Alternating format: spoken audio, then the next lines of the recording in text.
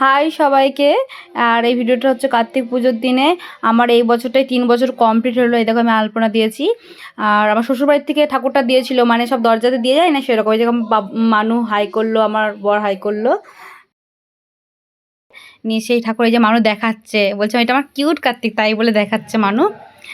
নিয়ে এই যে কার্তিক ঠাকুরটা একটু ছোটো মতোই এনেছি, কারণ সিংহাসনের ভিতরে ঢোকাও তো চাই, বেশি বড় আনলে হবে না। তাই ভেবেছিলাম কিন্তু বড় আনবো লাস্টের বছর, এই বছরটাতে কিন্তু বড় তারপরে পরে ভাবলাম যে না, বেশি বড় আনলে আবার সিংহাসনের ভিতরে ঢুকবে না। আর এই যে অল্প মান প্রণাম করে নিল, ও আলপনাটার কাছেই প্রণাম করছিলাম। আমি বললাম না সাইডে গিয়ে প্রণামটা কর। আর এবার বেশি ফলমূল কাটিনি, কারণ দিনের বেলায় পুজোটা হচ্ছে, কারণ রাত্রেবেলায় বালক সেবা দেবো। ভাবলাম এই লাস্টের বছরটাতে বালক সেবা দিয়ে দিই, তাই অল্প স্বল্প ফলমূল কেটেছিলাম, যাতে রাত্রেবেলায় আবার কাটবো তো নয়তো কালো হয়ে যায়, তাই রাত্রে আবার ফল দেওয়া হবে তাই।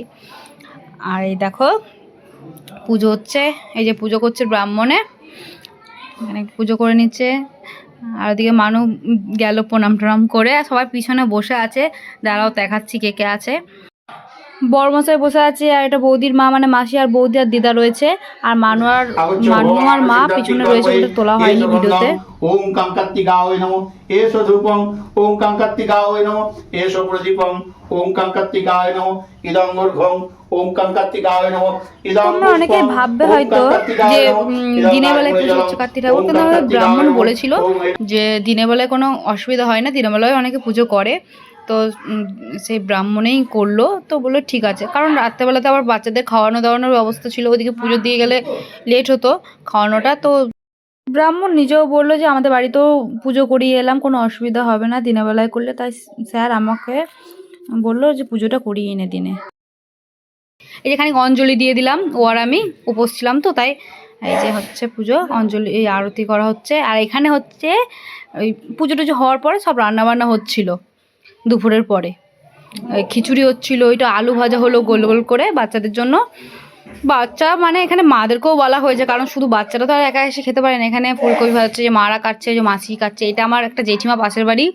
আর এই বৌদি এখানে মশলা করছে, তাই এখানে সব বলা বলি করছে যে ভিডিওটা করো ভালো করে, ওইটা দেখো ওটা দেখো, এরকম করে দেখাচ্ছে। এটা ফুলকপিতে যাবে, তাই আলুটা ভাজা, এই ফুলকপি ভাজা হচ্ছে ইয়েতে যাবে বলে, খিচুড়িতে যাবে বলে।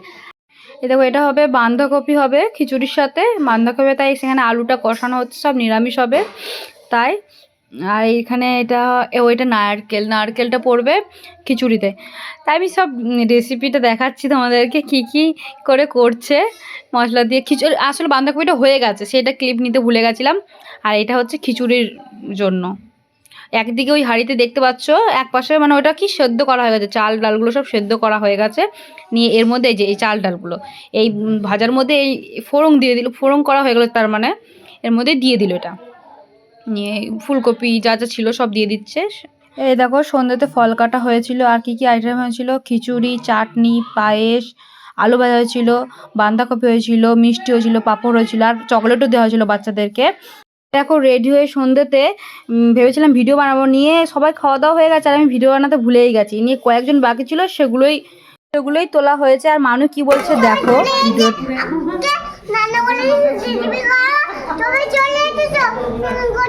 সবাই প্রায় এই মেয়ে বলছে আমাকে, মানু এখানে খাওয়া দাওয়া হয়েছিল না, বল কি হয়েছে মানু।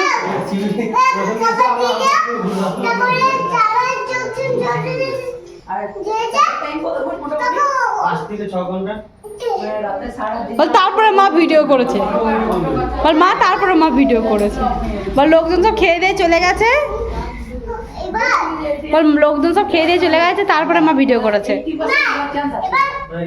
এই যে কজন বাকি ছিল বলছিলাম, সেই কজনই খেতে এসেছিল, এই কজনই।